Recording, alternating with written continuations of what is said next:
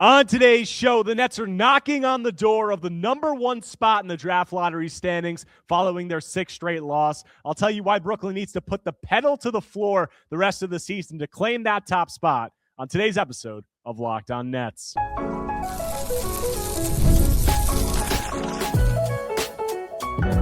You are Locked On Nets, your daily Brooklyn Nets podcast. Part of the Locked On Podcast Network, your team every day.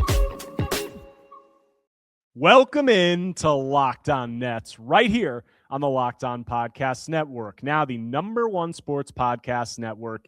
It's your team, the Brooklyn Nets, every single day. I'm your host, Erik Slater, Brooklyn Nets beat reporter for ClutchPoints.com.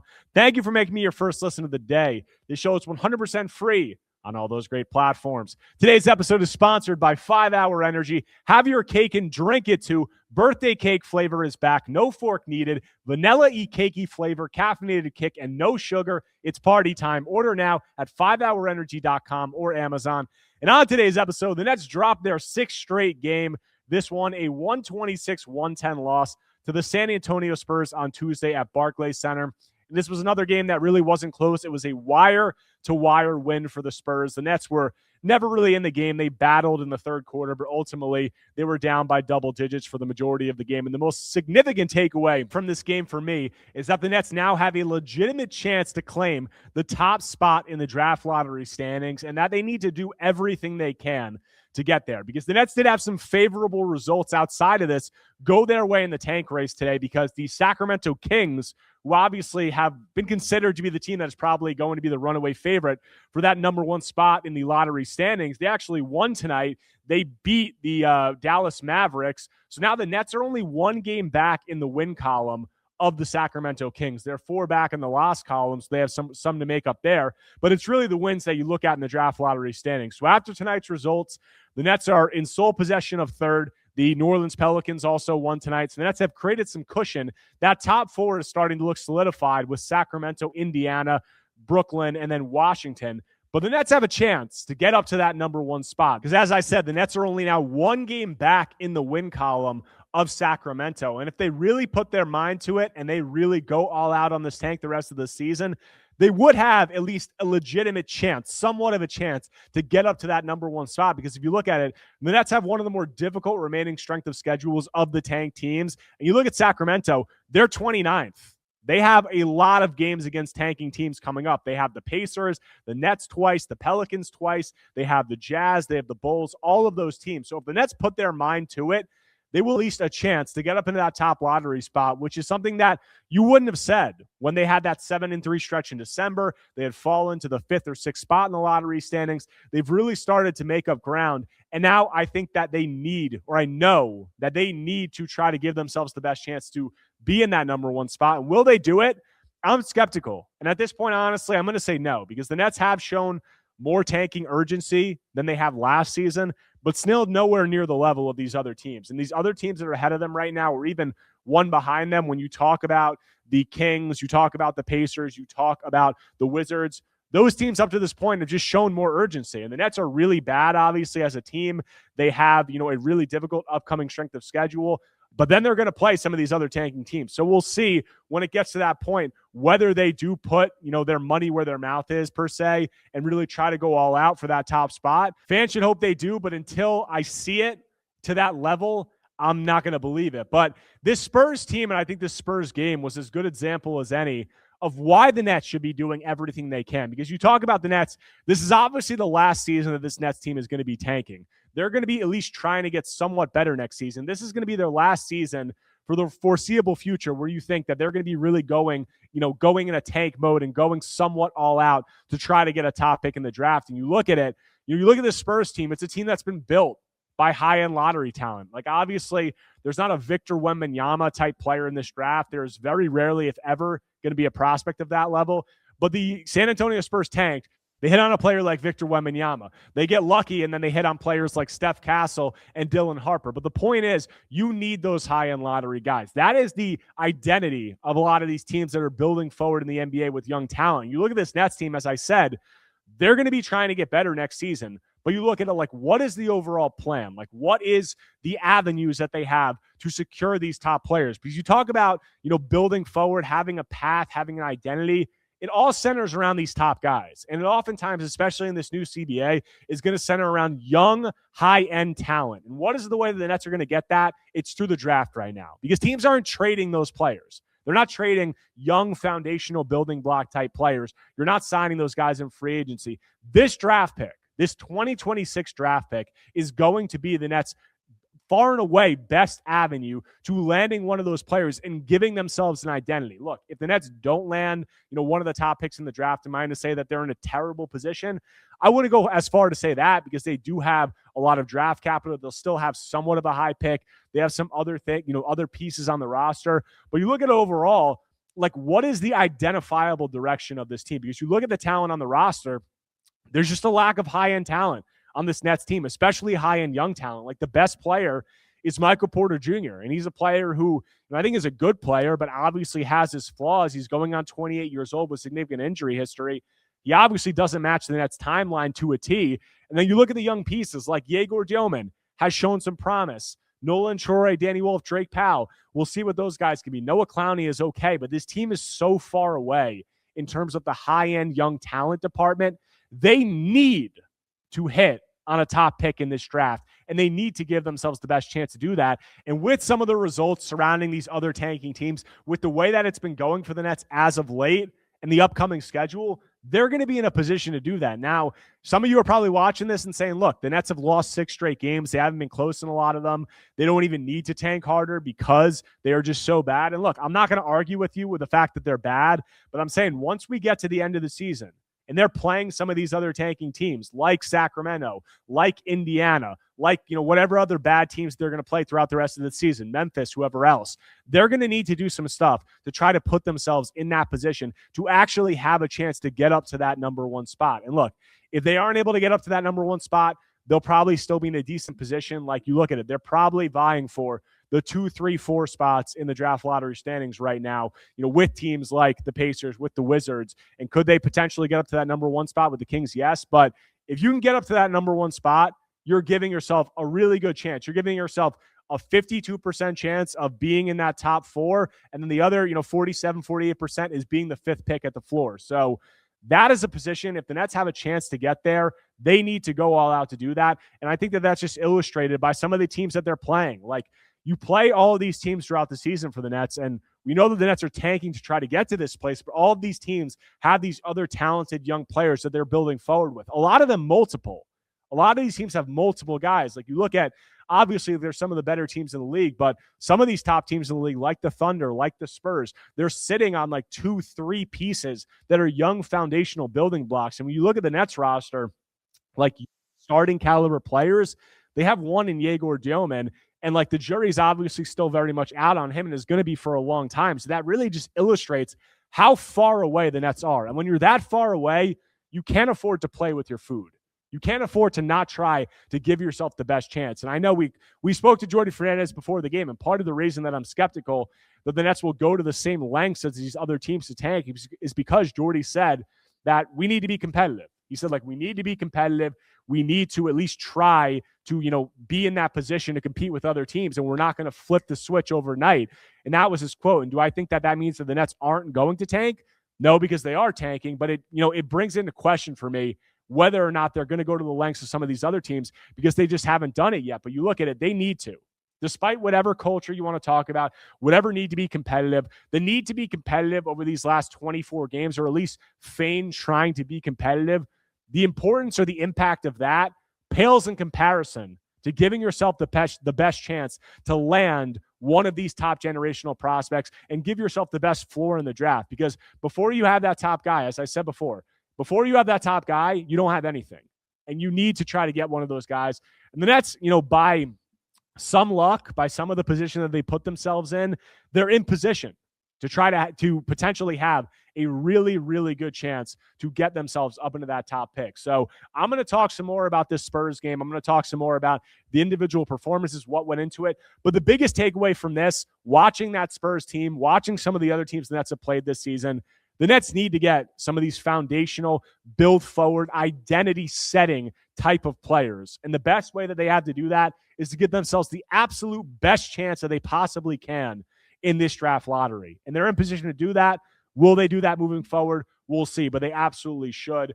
Want to get more into the Spurs game now. What went wrong for the Nets in this one? Some of the struggles we saw from Michael Porter Jr., also Yegor Dioman. Some of the process that I've seen from him in these last couple of games, why I think it's lacking and where he can improve. So I'll get into all that when I continue Locked On Nets after a quick break. Guys, welcome to the 5-Hour Energy Flavor Draft. We're looking at every aspect of the draft to let you know which tasty flavors are the best and which might just be sleepers. The board is set, the flavors are ready, and only one is going to take the top spot. Guys, 5-Hour Energy has a wide variety of flavors and something for everyone's. Some of my favorites, Tropical Burst. It's tasty with a fruity flow that gives off island vibes. Sour Apple, crisp, tangy taste with a delicious start. There's some other sleepers also, Confetti Craze, Fruity Rainbow, Cotton Candy. All of those are really great. So find your new favorite flavor of 5-Hour Energy shots, available online at 5hourenergy.com or Amazon. There's nothing like being in an NBA arena, the crowd, the energy, the moment. Getting tickets, though, that part hasn't always been so simple. That's why Game Time has become the go-to app for scoring tickets fast without the hassle. It puts the advantage back where it belongs, with the fans. Guys, you'll pull up the Game Time app, pick an upcoming NBA game, and have the tickets locked in within minutes. You'll love seeing the all-in price up front, no surprise fees at checkout, and being able to see the view from the seat before buying makes the decision easy. Zone deals will stand out. Choose the section. Game Time picks the seats, and you save big. Everything feels quick, intuitive, stress-free from start to finish. So take the guesswork out of buying NBA tickets with Game Time. Download the Game Time app, create an account, and use code LOCKEDON for $20 off your first purchase. That's code LOCKEDON for $20 off. Download the Game Time app today. And remember, it's gametime.co, not .com. Coming back from the break, continuing today's Locked On Nets episode, following Brooklyn's 126-110 loss to the San Antonio Spurs, their sixth straight. And I touched on the lottery standings and then its potential to get up to number one, the lack of high-end players on this team. And you look at it in this game, talking about what went wrong in the game. The Nets, for the second consecutive game, had terrible defense throughout, and especially in the first half. And then MPJ struggled for most of the game, and that really was the story. The combination of those two things were the reason the Nets lost to the Mavericks, and it's the reason they lost in this game. Defensively, they just couldn't get a stop. I mean, you look at it, this was really three quarters in this game that mattered. The fourth quarter you kind of throw out. It was the only quarter the Nets won, but the game was over by then. They let up 36 points in the first, 35 in the second, 33 in the third, and they just couldn't stop anyone. And obviously, this Spurs team is one of the better teams in the league. They are the third best record in the league right now, but the Nets could not stop anything at the point of attack. And that has been the case for the second straight game. They couldn't stop anything at the point of attack, and as a result, they couldn't defend the three-point line. And you look at it, the Nets have this starting backcourt of Nolan Troy and Yegor Dioman, and obviously there's going to be a learning curve, and I think that it's good that they're starting those guys because player development should be one of the main priorities, and as is obviously the tanking agenda. But Yegor and Nolan, they're inexperienced players, and they're players that obviously are at a little bit of a deficit physically in terms of their strength. And they, kind of both got exposed a little bit, I think, defensively in this game. The Nets couldn't stop anybody at the point of attack. And as I said, that led to some struggles defending the three-point line. And the only way the Nets are going to hang in a game like this where they're struggling to defend the way they were is for MPJ to just go supernova. And MPJ did not do that tonight.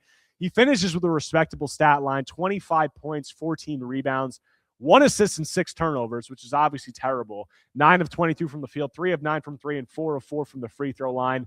And MPJ had another really terrible start in this game. And we spoke to MPJ after the last game, after that Mavericks loss.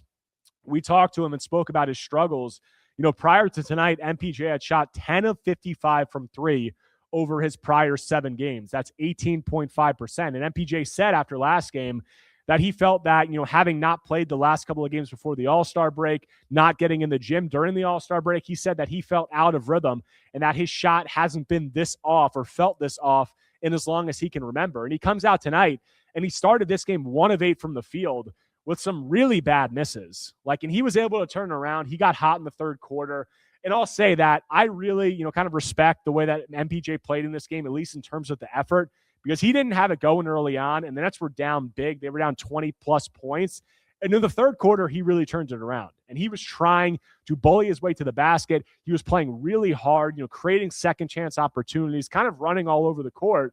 And he hit some tough threes. He had a couple of tough threes in the third quarter. So, it was respectable the way that MPJ stuck with it and continued to try to play hard. But this was just another really bad performance from MPJ. I mean, I said 9 of 22 from the field, 3 of 9 from 3. He had some really bad misses, especially in the beginning of this game. I mean, these last 6-7 games, especially following the All-Star break, I mean, he's just like, obviously he's taking a lot of tough shots, but MPJ's having some misses where like air balls, clank off the backboard before they hit anything else type of misses. Like there were people in the first row in the first half of this game. It looked like they were ducking at some of MPJ's shots. Like it was just really ugly.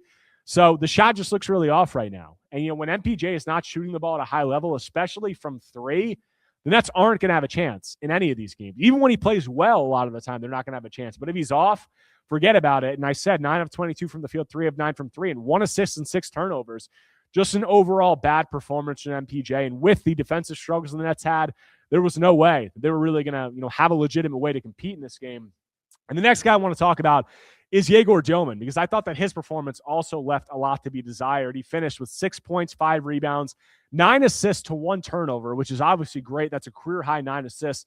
So he was very unselfish, but 2 of 3 from the field, Yegor Dillman was. 2 of 3 from the field in 25 minutes. And this is coming off a game where he was 1 of 7 from the field. So, over 50-plus minutes in his last 2 games, Yegor's taken 10 shots. And that just can't be the case. And you look at it tonight, like Yegor obviously is a guy who struggled creating advantages, has struggled, getting into the paint, has lacked a willingness to attack and get downhill into the paint sometimes. And look, I didn't expect the game where the Nets have Victor Wembanyama sitting down there in the paint. They have guys like Stephon Castle, De'Aaron Fox, Dylan Harper guarding at the point of attack. I didn't expect this to be the game that Yegor was going to, attack and get really aggressive and try to get downhill. But 3 shots in 25 minutes, you need more. Like, it's unacceptable. And I know 9 assists to 1 turnover, that's great. But Yegor, this is something that far too often we're seeing, especially as of late, when the 3-point opportunities aren't really there, and especially with Nolan taking, the point guard reps as of late in the starting lineup, we're seeing Yegor float through games way too often. And it's a mentality thing. And look, I know that there are obvious limitations with the way that Yegor can play in terms of his, he's not the quickest twitch guy. The handle needs to tighten up. He needs to get stronger. He can't create a ton of advantages on his own. But at a certain point, it's just a mindset. When you take 3 shots in 25 minutes, that's a mindset issue. And that's a mindset that needs adjustment. And look, I know that Yegor has mostly been a 3-point shooter. I know that he has his struggles, in those other aspects of his game, attacking downhill, scoring around the rim. But he still is the top pick on this Nets team. He's supposed to be the alpha of that rookie class. He's their first lottery pick in 15 years. And growing a mindset where you're content to float through games, you can't have it. And that's something that, needs to not be tolerated by this Nets coaching staff. And I asked Jordan Fernandez after the game about it, and he said, look, the 9 assists and 1 turnover is great, but yeah, I need more than 3 shots, and I need him to be more aggressive. And that's something that I think the Nets coaching staff has spoken about, obviously, with Yegor throughout the season. Earlier in the season when it was the headlines of Yegor not attempting any 2-point field goals, through however many games to start the year, I asked Jordan Fernandez about it, and he said, look, he's going to have to figure it out. And we've seen spots, we've seen spurts where Yegor has figured it out, but ultimately, being content, as I said, floating through games, you just can't have it. And that is what's happening, a little bit far too often, in my opinion, in recent games. And with MPJ struggling, with Yegor floating through some of these games, there's really been an extremely heavy burden on Nolan Troy to be a creator for this team. You look at Nolan in this game, I think he had a decent performance. He finishes with 13 points, 2 rebounds, 3 assists, 1 turnover. He was only 5 of 14 from the field. 1 of 2 from 3, but I do think that Nolan was getting to his spots pretty comfortably. And that's the thing I've said. Like, you look at it in this game, and the Spurs are a team that has built an identity about being one of the most physically imposing defensive teams in the league at the point of attack and at the rim. You look at Nolan in this one, he only had 1 turnover, and, I think he was getting downhill at a good rate, and he had a lot of shots. He was 5-14, but he had some floaters where he got to his spot, and the floaters just didn't fall. And Nolan's floater has been a good shot for an extended period of time with him as of late. So some of those not falling tonight, it is what it is. But overall, I think being able to handle the burden that he handled tonight, him handling the ball he played 30 minutes in this one, only having 1 turnover, getting to the spots that he did, even though the shots didn't fall. I do think it was a positive performance from Nolan. But as I said, with Yegor, kind of floating through some of these games with the struggles that MPJ is having, there's a really heavy, burden on Nolan to be a self-creator in this offense, because you look at it, outside of Nolan, who are the guys that are creating anything off the dribble in this starting unit? Like MPJ can do it sometimes. Yegor isn't doing it. Noah sometimes, but not really. Nick, not really. Like, there's a heavy burden on Nolan. I think for the most part, over these last 13 games that he started, I think that he's done a good job with it. And I think that tonight, against one of the better defensive teams in the league, although the field goal efficiency wasn't there, I thought it was another performance, and I think you can take some positive things away from Nolan. So that was nice to see. But there's a couple of other guys I want to hit on. Danny Wolf and Day'Ron Sharpe, two guys who had positive games with the second unit. And I also want to talk about that second unit overall and how I think it isn't setting some of the players there up for success. So I'll get into all that when I close out Locked On Nets after a quick break. Workplace chaos, deadline stacking up, inbox overflowing, and the one position you have to fill still sitting open. When the pressure's on and you need the right hire, that's a job for Sponsored Jobs. Indeed, Sponsored Jobs help you reach the people who actually fit what you're looking for. Skills, experience, location. So you're not just hoping the right candidate stumbles across your post. And here's a stat that says it all. In the minute I've been talking to you, companies like yours made 27 hires on Indeed, according to Indeed data worldwide. So if you're hiring, spend less time searching and more time interviewing candidates who check all your boxes. Less stress, less time, more results. When you need the right person to cut through the chaos, that's a job for Indeed Sponsored Jobs. And listeners to this show will get a $75 sponsored job credit to help get your job the premium status it deserves at Indeed.com/podcast. Just go to Indeed.com/podcast right now and support our show by saying you heard about Indeed on this podcast. Indeed.com/podcast. Terms and conditions apply. Need to hire? That's a job for Indeed Sponsored Jobs. Coming back from the break, closing out today's Locked On Nets episode following the Nets' loss to the San Antonio Spurs, and just hit on some of the starting guys. I want to close it out talking about the bench guys in the second unit, because there were two players in this second unit who I thought had pretty encouraging performances, and that was Danny Wolf and Day'Ron Sharpe. And starting with Danny Wolf, to get some rookie talk in here, I think this was a good game from Danny Wolf. It was one of his more efficient games as of late. Danny finishes with 14 points, 5 rebounds, 2 assists, 1 turnover, 4 of 8 from the field, 2 of 4 from 3 in 22 minutes. And I think overall, it was just nice to see Danny, be confident and be decisive in that second unit. The 3-point shot, I think, looked good tonight. He was 2 of 4 from 3. He had another one rim out on him, so he could have been 3 of 4. A couple of those were not the easiest looks. Like, he had a no-dip 3. He had a transition 3 that he pulled on. So nice to see him gain some confidence and get some, see some 3-point shots go in. And then outside of that, he was attacking downhill, and he had like 3 or 4 drives that I thought were assertive, decisive. The Nets do a lot of this with Danny in the second unit, where they're running him off these zoom actions, these Chicago actions, where it's the, pin down from the corner into the dribble handoff, and they get him curling around, coming downhill. And he had a few nice plays and a few nice finishes on that. And I do think that, Danny, as I said with Nolan, like, there's a heavy burden on Nolan with that first unit. There's a heavy burden on Danny with the second unit, because Danny is effectively running point guard with this second unit. Like tonight, Terrence Mann was a DNP CD in this game. Jordi Fernandez did not play him. They gave Zaire Williams his minutes because Zaire was a DNP CD in the last game. So they're kind of rotating these guys through. And with Terrence not playing, that second unit, it's Drake Powell, Danny Wolf, Day'Ron Sharpe, Zaire Williams, Ochai Agbaji. And, you look at the guys who are ball handlers in that group per se. Ochai Agbaji and Zaire Williams, not at all ball handlers. Day'Ron Sharpe, obviously not a ball handler. It's Danny Wolf and Drake Powell, and Danny is the more natural ball handler out of that group, and he's really the point guard. Like, he's running point guard with that second unit. So there's a really heavy burden on him, and I think tonight you saw him handle that in a good way. And if you're talking about Danny and Drake, like, we've seen a lot of quiet games from them as of late. There really hasn't been too much to take away from a lot of these performances. And I'll say that, like, the second unit, it's tough for them right now, because the second unit, as I said, they're playing with no point guard. Like, they don't have a Nolan guy in there who's collapsing the defense and creating these opportunities for them. I guess you could say maybe that's Terrence Mann sometimes, but tonight he didn't play and he's not a point guard. So that second unit, I think, has been a very effective tank vehicle for the Nets, because, it's not a good unit, obviously. Like, it's not a very well-rounded or very well-constructed unit, and I think that's intentionally. So that's good for the tank.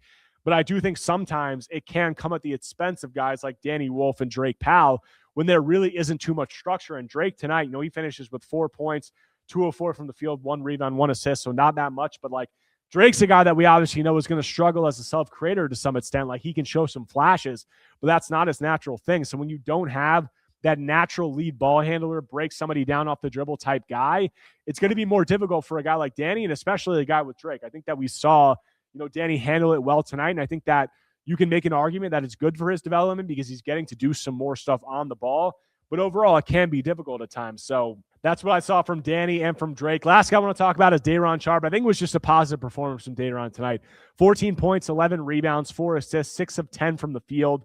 He was aggressive. He was assertive. He's finishing well around the basket. I think that he did a good job on the boards. He had 5 offensive rebounds tonight, and the Nets really had a second chance points advantage. They were 25-13. And a lot of that was because of Day'Ron creating extra possessions. So good game from Day'Ron, and I think overall in that second unit, Danny and Day'Ron were the positives to take away, but it is going to be tough for that second unit, especially with the way it's structured with the lack of a true lead floor general on-ball guy. It's going to make it difficult for some guys, but overall tonight, Danny and Day'Ron were able to overcome that. That's all I got for you guys on tonight's episode of Locked On Nets. If you guys do not already, make sure to subscribe to Locked On Nets on YouTube and wherever you get your podcasts, whether Apple Podcasts or Spotify. If you enjoy my content, take a second right now, smash that like button, leave a comment, leave a 5-star review. Anything you can do to engage is much appreciated. And that's got the Boston Celtics on Friday on the road. So I'm going to coverage of that. I'm also going to have a Fan Take Friday episode dropping with Lucas Kaplan. Got a lot of questions from you guys on the mailbag. So I'll have coverage of all that and more when I'm back tomorrow talking more Brooklyn Nets basketball.